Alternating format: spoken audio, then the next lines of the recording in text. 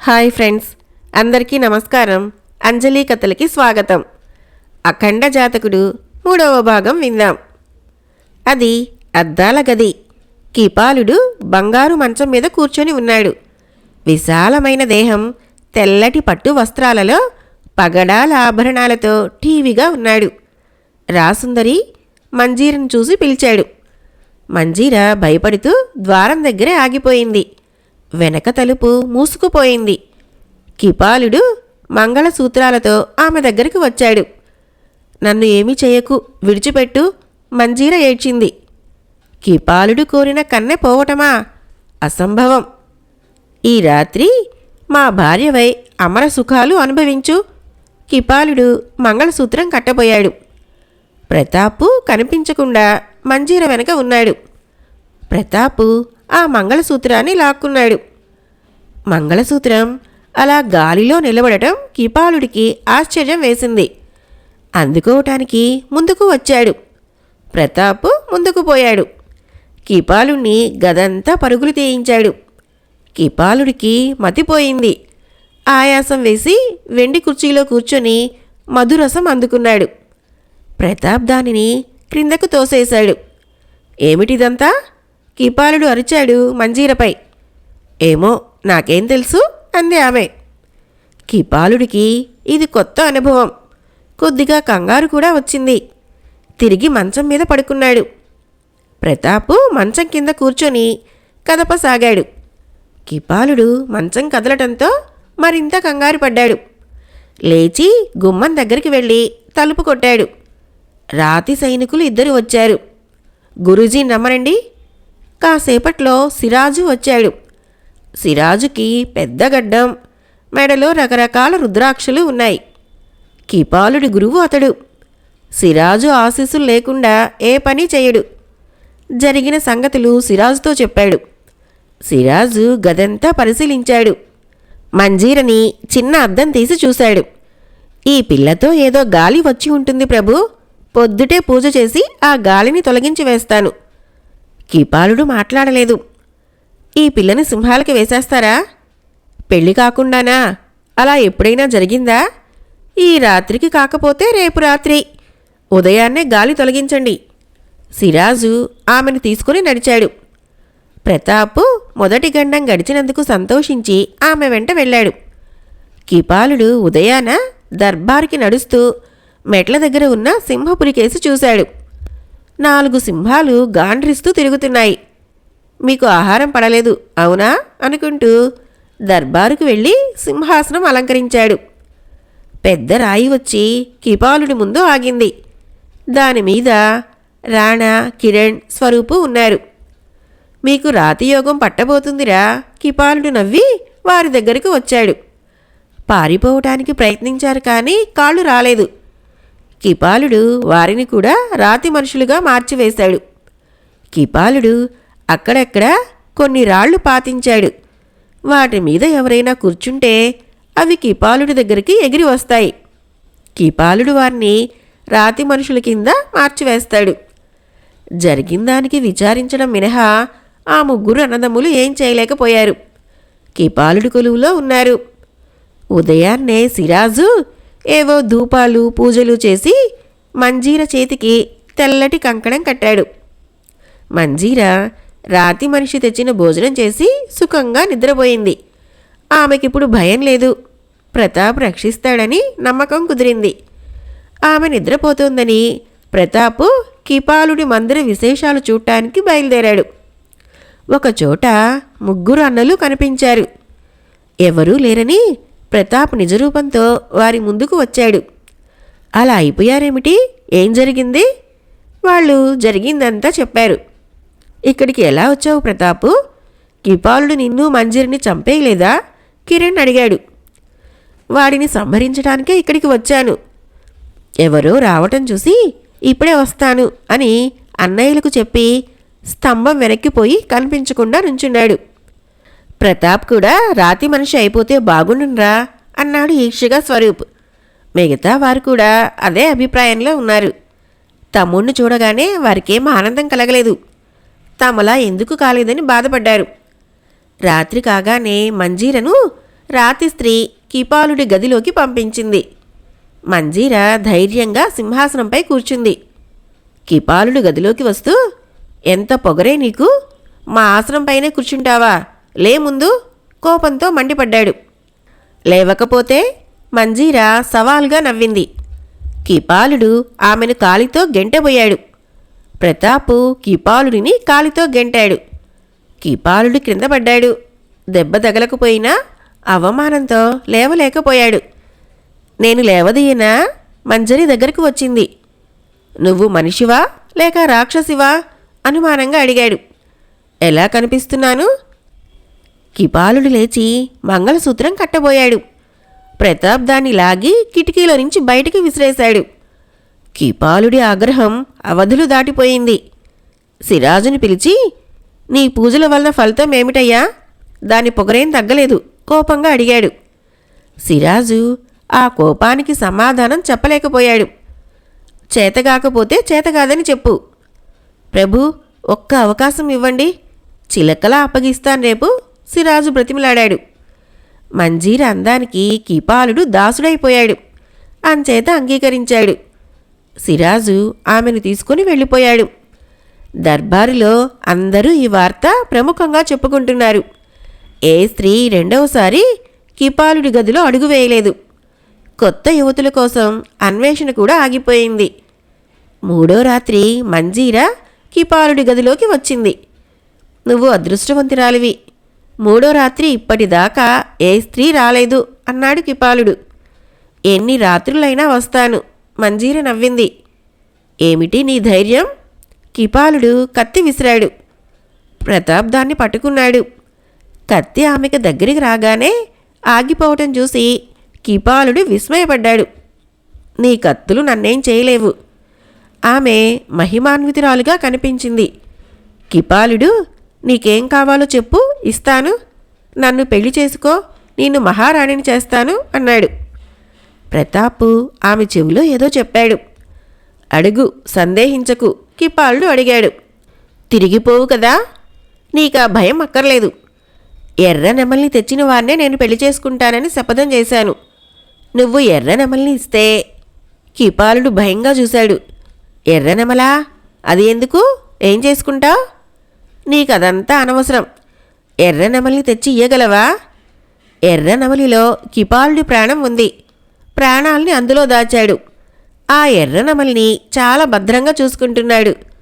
మంజీర అడిగిన వెంటనే ఏం చెప్పలేకపోయాడు. ఆ గది వదిలిపోయాడు అయోమయంగా. మందిరంలో ఆలోచనలతో గడుపుతున్నాడు. ఇప్పటికి తీసుకువచ్చిన ఏ కన్య వల్ల అవాంతరాలు ఎదురవ్వలేదు. సిరాజు ఏదో విధంగా ధైర్యం చెబుతున్నా ఆ మాటలు నమ్మబుద్ధి కావటం లేదు. కిరణ్ను మద్యం వెండి పాత్రలో పోసి కిపాలుడికి ఇచ్చాడు. ముట్టుకోలేదు. ప్రభు, మీరిలా విచారంగా ఉండటం మాకందరికీ బాధగా ఉంది. మీ బాధ మంజీర కోసమే గదా? అది మామూలు స్త్రీ కాదు, దాని దగ్గర మహత్యాలు ఉన్నాయి.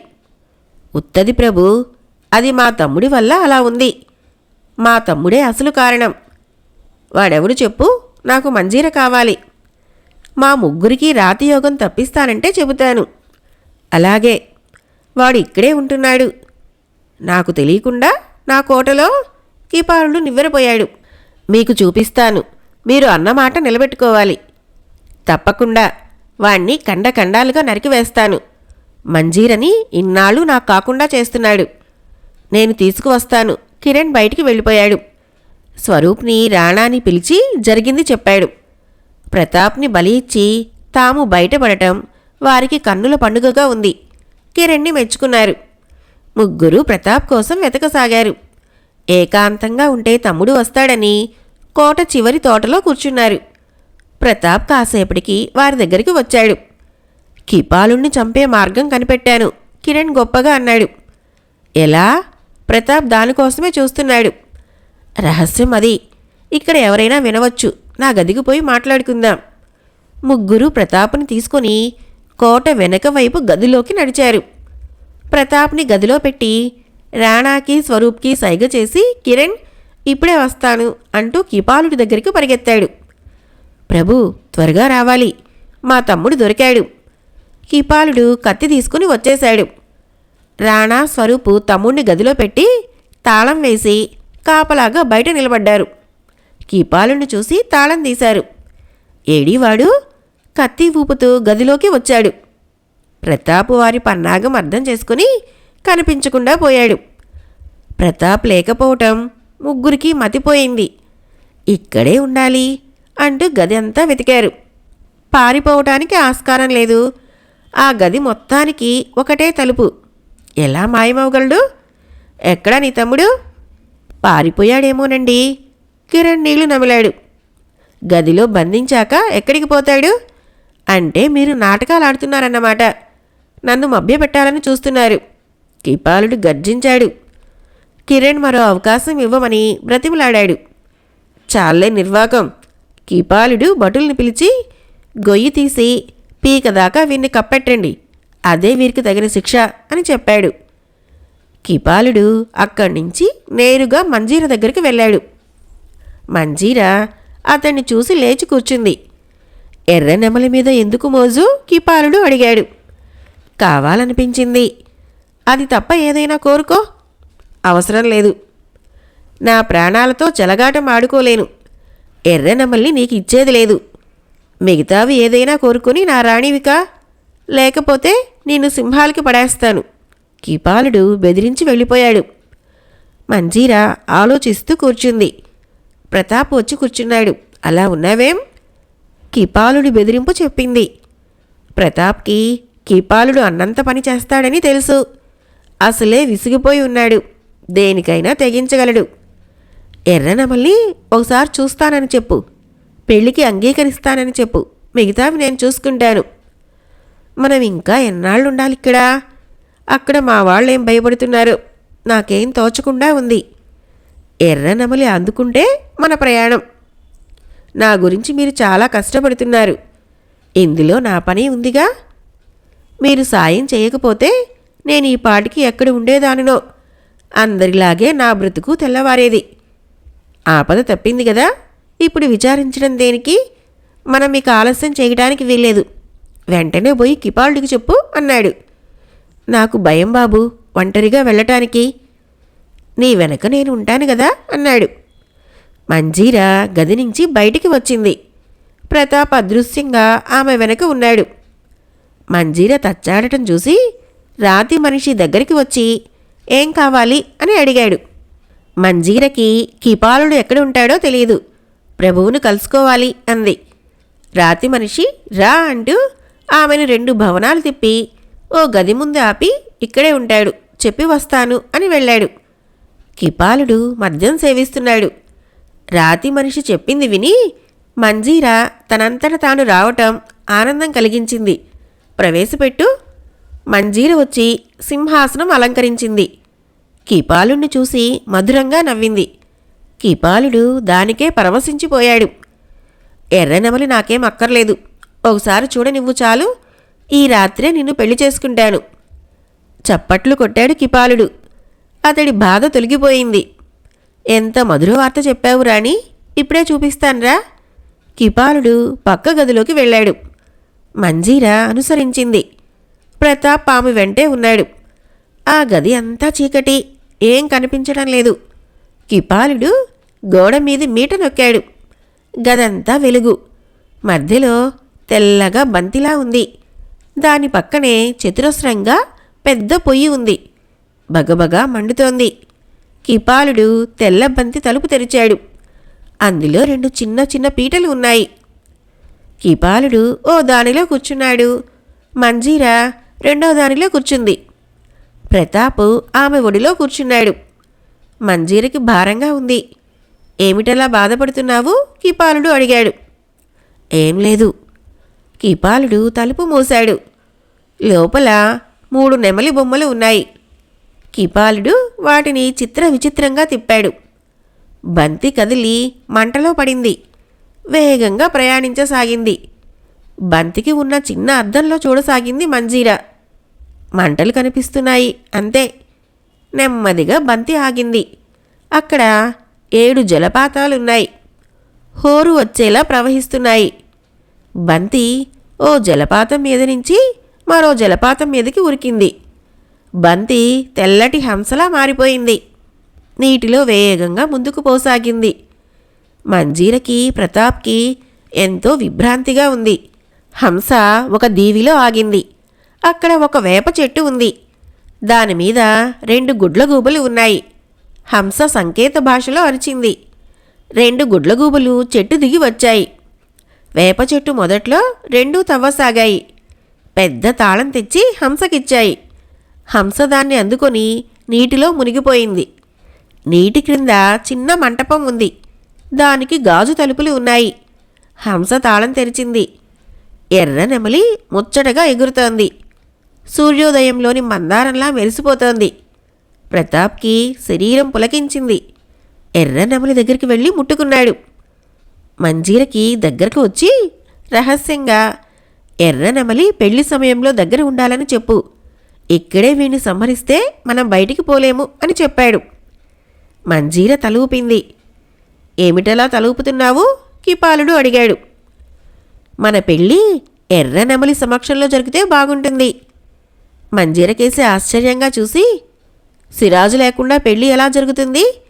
అయినా ఇక్కడికి ఎవరినీ తీసుకురాకూడదు అన్నాడు. పోనీ ఎర్ర నెమలినే తీసుకుపోదాం. కిపాలుడు ఒప్పుకోలేదు. అది చాలా ప్రమాదం. నా ప్రాణాలు అందులో ఉంచాను.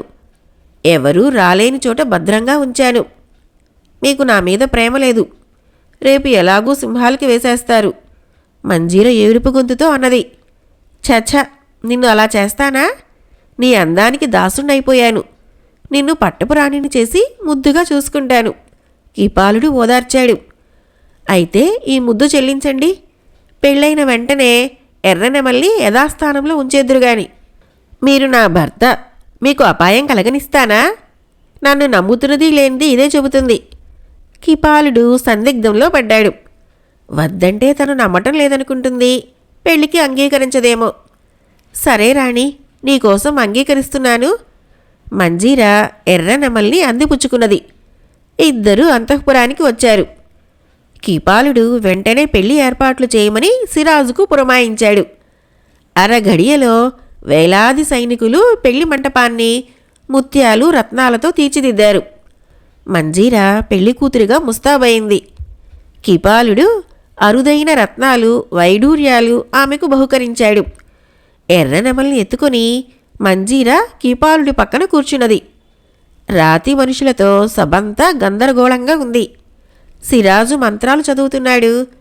ప్రతాప్ సైగ చేసి చిన్నగా చెప్పాడు. మంజీర దూరంగా జరిగింది. ప్రతాపు పెళ్లిపీటల క్రింద దాచిన కిపాలుడి కత్తి తీసి వెనక నుంచి కిపాలుడి తల నరికాడు. కిపాలుడి కత్తితో తప్ప ఆ తల నరకబడదు.